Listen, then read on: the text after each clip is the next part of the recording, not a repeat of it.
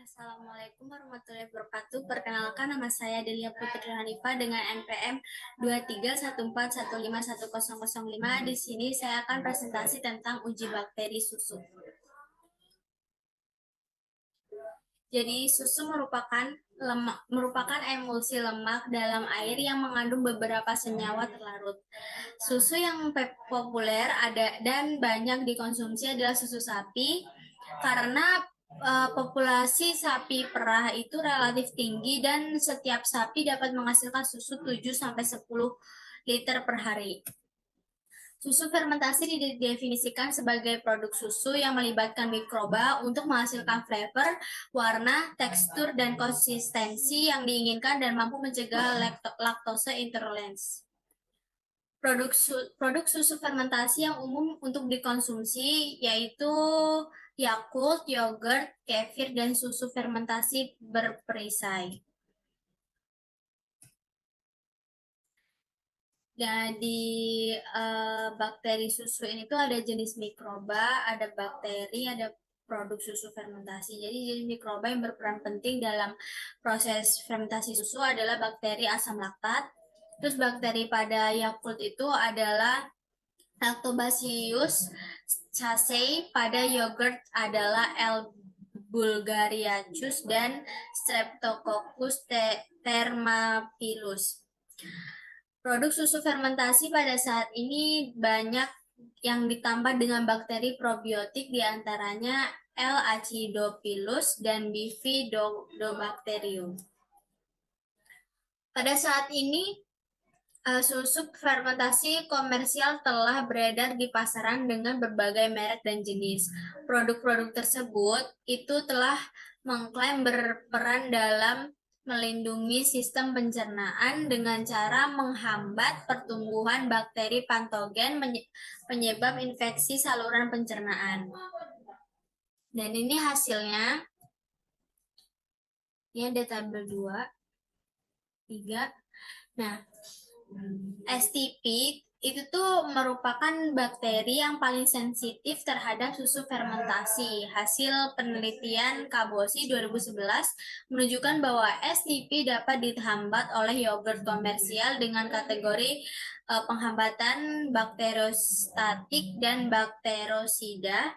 Yogurt komersial tersebut mengandung Lactobacillus sp.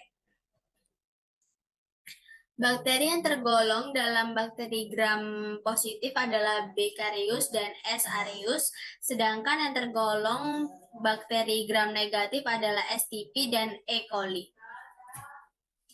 Kecilnya kemampuan daya hambat dari susu fermentasi terhadap bakteri gram positif dikarenakan bakteri gram positif mempunyai daya tahan terhadap kondisi asam. Nah, susu fermentasi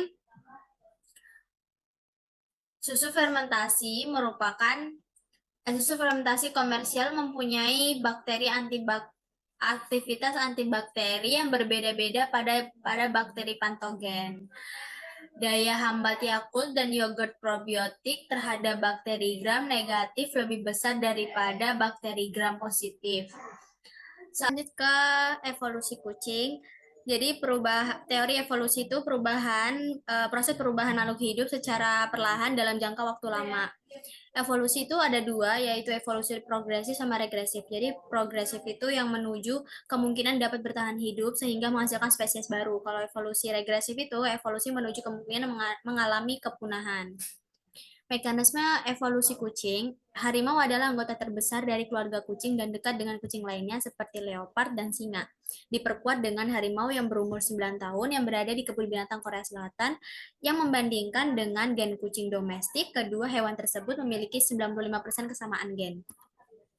Sekitar 7 tahun yang lalu terbentuk garis keturunan lynx di Amerika Utara. Berbagai garis keturunan kucing yang telah terbentuk kemudian menyebar ke daerah baru. Contohnya kucing yang termasuk garis keturunan puma adalah cheetah dan jaguar. Yang dianggap jenis kucing yang menjadi pendahulu ialah kucing liar, ada kucing berkaki hitam, ada kucing rimba, ada 3. Dari semua kucing liar, jenis Felis silvestris libica yang paling jinak, sehingga dapat diasumsikan bahwa jenis Felis silvestris libica menjadi pendahulu kucing domestik yang sekarang. Bukti evolusi kucing ialah perlu perilaku jinak yang ditunjukkan kucing selama ini ternyata mengandung makna-makna tertentu yang menunjukkan bahwa sisa-sisa sifat liar dari hewan ini masih ada. Berikut dikutip dari situs fakta ilmiah, mengapa sih keong kucing mengeong pada sesama kucing? Itu karena kucing mengeong sebagai sinyal sosial kepada sesama kucing. Mengapa kucing tidur melulu? Ya karena kucing tidur itu rata-rata 16 jam sehari. Mengapa kucing menggaruk dinding untuk menajamkan kuku agar dapat mencakram mangsa dengan kuat?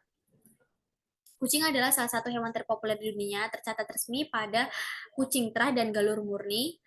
Jumlah kucing ras hanya 1% dari kucing seluruh dunia. Teori kucing itu ada Ochicat, Mang, Maine, Burmese.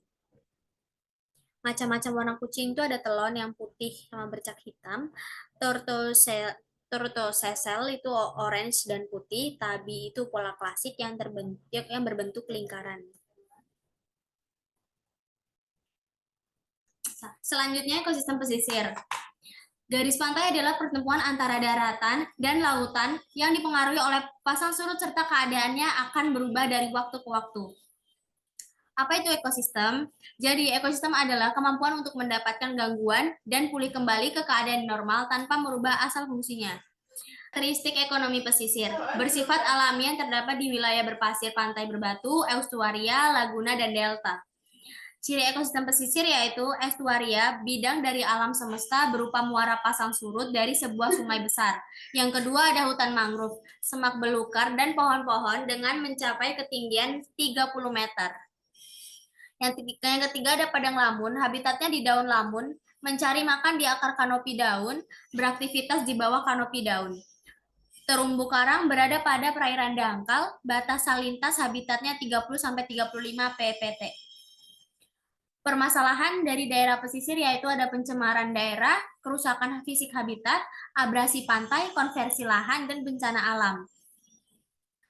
Lalu ada perlindungan ekosistem pesisir, metode perlindungan buatan, ada metode perlindungan alami, tetapi terbatas karena anggarannya belum tentu sesuai. Yang kedua, ada peta daerah rawan bencana tata ruang informasi publik atau penyuluhan penegakan hukum, tetapi sosial budaya masyarakat itu lemahnya akan penegak hukum. Lalu ada pelestarian ekosistem pesisir, yang pertama ada restorasi, reorientasi, responsivitas, responsibility, sama regulasi. Di sini ada flora wilayah pesisir yang bisa kalian lihat. Ada fauna wilayah pesisir, dan terima kasih. Selanjutnya kita ada habitat. Jadi kita lanjut ke habitat.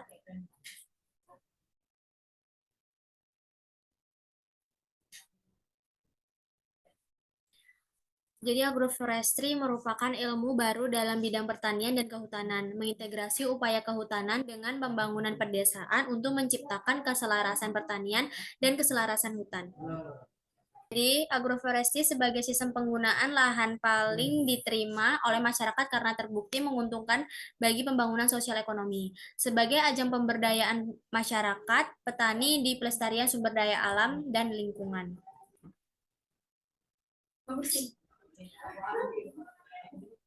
Lokasi penelitian ini dilaksanakan pada Desa Batang Duku, Kecamatan Bukit Batu, ke Kabupaten Bengkalis, Kabupaten.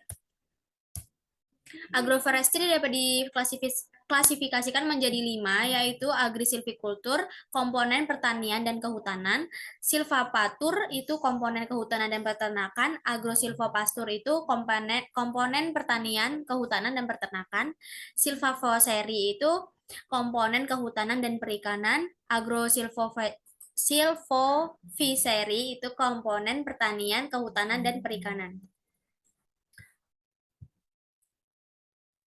Pola penggunaan ruang dalam sistem agroforestry dapat dibagi menjadi 4, yaitu ada trace along border, yaitu model penanaman pohon di bagian pinggir dan tanaman pertanian berada di tengah lahan. Alternative rows itu tuh yaitu kombinasi antara 2 baris pohon dengan beberapa baris tanaman pertanian secara berselang-seling. Alternative strips atau alley cropping itu kombinasi di mana dua baris pohon dan tanaman pertanian ditanam secara berselang-seling. Kajian biofisik dalam sistem agroforestry yang perlu dipahami adalah interaksi, itu ada dua, yaitu interaksi di atas alam, yaitu dan di bawah tanah, walaupun keduanya tidak dapat dipisahkan secara kuku atau rigid karena keduanya saling berhubungan erat. Yang kedua, itu ada rusaknya habitat asli fauna. Lanjut, ada sistem penanganan agroforestry sederhana yang memadukan tanaman pepohonan dan tanaman pertanian yang masuk dalam klasifikasi agrisilviculture, yaitu yang mana lahan ini memadukan antara komponen pertanian dan perhutanan. Hewan asli desa Batang Duku yang terancam habitat aslinya antara lain adalah lutung kelabu atau dalam nama ilmiahnya itu Trapichesus ritasus, adalah jenis lutung berukuran sedang dengan panjang 58 cm. Ada bajing kelapa, merupakan mamalia pengerat kecil yang termasuk keluarga. Babi hutan, babi secara umum dikenal sebagai babi hutan, adalah nenek moyang dari babi liar yang menurunkan babi ternak. Ada kucing hutan atau rimau akar, burung pipit, raja udang, redintit, riau. Kesimpulannya, pada lahan petani Maju Jaya bersama yang berluas 2 hektar menerapkan sistem penanaman agroforestry sederhana yang mana memadukan tanaman, pepohonan, dan tanaman pertanian, yaitu perpaduan pohon karet dengan pohon cabai, sawi, dan porang. Berdasarkan klasifikasinya, lahan ini masuk dalam klasifikasi agrisilviculture yang mana lahan ini memadukan antara komponen pertanian dan perhutanan.